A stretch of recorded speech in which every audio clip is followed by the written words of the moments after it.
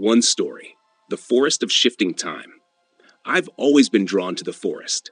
Its towering pines, the soft crunch of leaves underfoot, it felt timeless, like the world around me slowed down whenever I stepped into its shadowy embrace.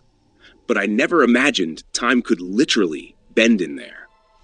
It started with my friend Ethan's disappearance. We'd gone camping in the temporal sector of redwood pines, a region locals claimed was strange. Of course, we laughed it off, just as we had with all the ghost stories we'd heard growing up. But by the second night, Ethan was gone. We'd been sitting by the fire, talking about nothing in particular, when he decided to take a walk. I watched him disappear into the trees, his flashlight flickering like a firefly in the dark. 30 minutes passed, then an hour. I started to worry. I called his name into the dense woods, but there was no response. His footsteps had simply vanished. I didn't sleep that night. By dawn, I decided I had to search for him. Grabbing my backpack and flashlight, I ventured into the forest alone. At first, everything seemed normal enough. The trees were quiet. The only sound was the occasional rustling of leaves and the chirping of birds.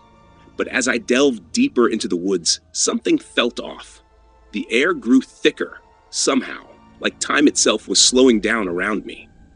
Hours passed, or at least it felt like it. The sun hovered in the sky like it was stuck on the edge of morning. My watch ticked, but the hands never seemed to move. A chill ran down my spine when I realized I couldn't tell how long I had been walking. It could have been minutes or days. And then I saw him.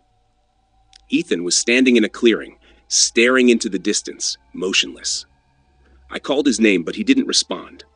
I rushed over, grabbing his shoulder, only to feel him jerk away violently. "Ethan, what are you doing out here?" He turned towards me, and I gasped. His face was pale, eyes wide and hollow, as if he hadn't slept for days. But it was his clothes that shook me the most. They were tattered beyond recognition, like he'd been wandering for weeks, even though he had only been gone a few hours. "It's been so long," he whispered, his voice cracked and hoarse. "You have to leave before it takes you too." "Before what takes me?" I asked, feeling the weight of his words settle in the pit of my stomach. "The forest," Ethan said. "It feeds on time. Once you enter the temporal sector, it twists you inside out. I don't know how long I've been here, but I know I can't get out." A sudden movement in the trees caught my eye. A shadow shifted between the pines like a ghost. The air around us seemed to thrum with energy, and Ethan grabbed my arm, his grip cold and unrelenting. "Run!" he screamed. I didn't hesitate. We bolted through the woods' branches, scratching at our faces, as if the forest itself was trying to trap us. I could hear something behind us, a low whisper like wind through the trees, growing louder with each step. Suddenly, I tripped and fell hard onto the ground. When I looked up, Ethan was gone again. The whispering stopped, and the forest fell silent. It was just me and the trees. I tried to stand, but my legs felt like they weighed a ton. Time seemed to stretch, my thoughts slowing as my vision blurred. I could feel it now, the forest taking me, pulling me deeper into its grasp.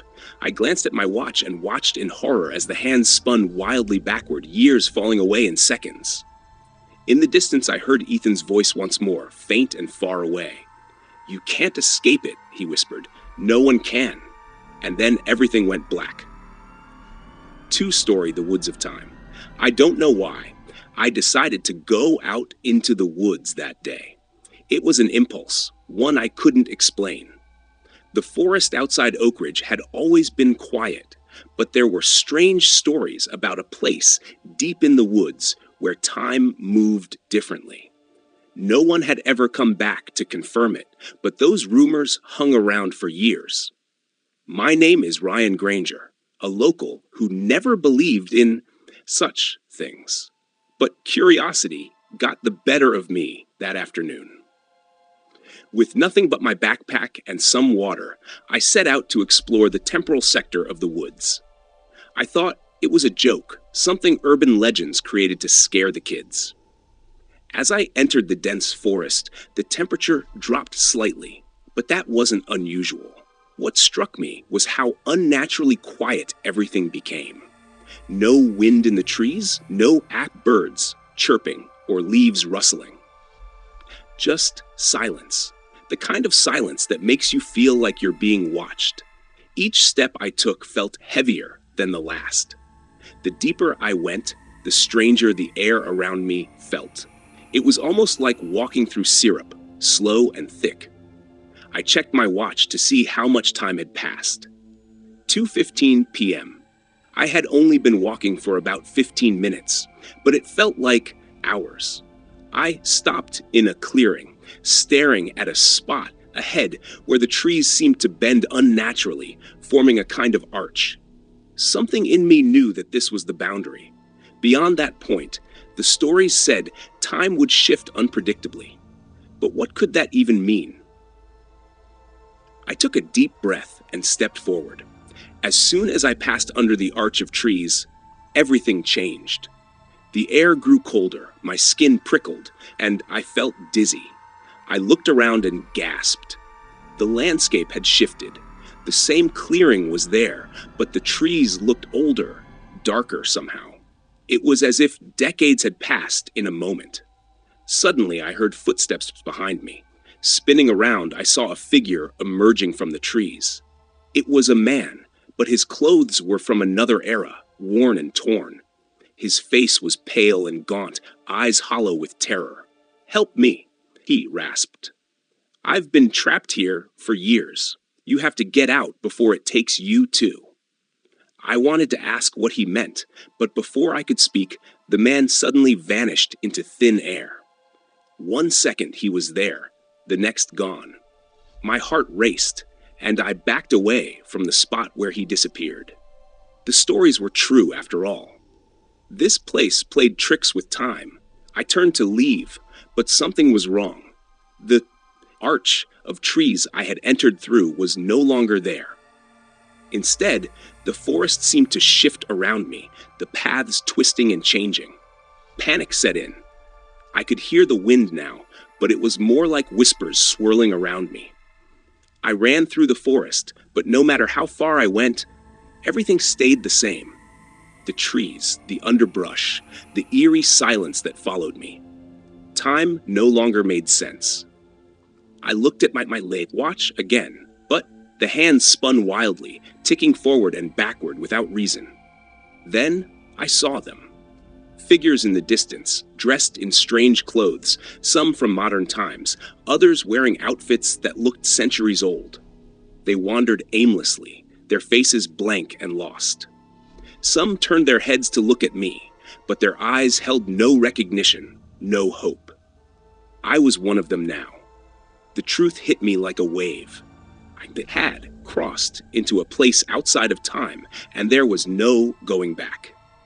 The whispers in the wind grew louder, more insistent, as if urging me to accept my fate.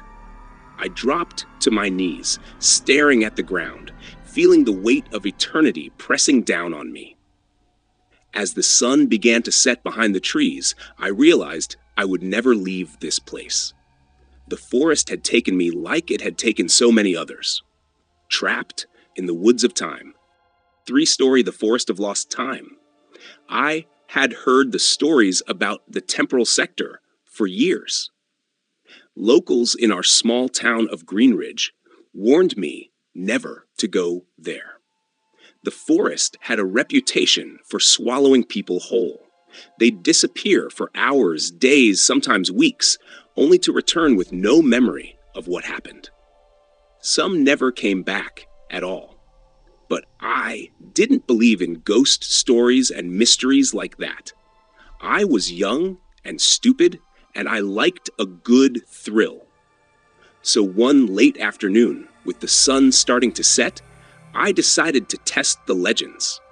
The moment I stepped into the woods, the air seemed heavier, thicker. Every noise was muffled, like the forest itself was holding its breath. I tried to shake the unease growing in my gut, but each step felt more uncertain than the last. After about an hour, the sun was completely gone, and the trees seemed to twist and stretch like dark fingers in the night. My phone had no signal, so I was left with the dim light of my flashlight and a gut feeling that I was no longer alone. That's when saw the first strange thing. The ground was littered with footprints that didn't make sense. Big ones, small ones, some that looked fresh, but others that seemed ancient, as if pressed into the earth centuries ago. They overlapped, spiraled, vanished at odd angles, almost like time itself was broken in this place. Suddenly, I heard a voice. It was distant, echoing, but unmistakable.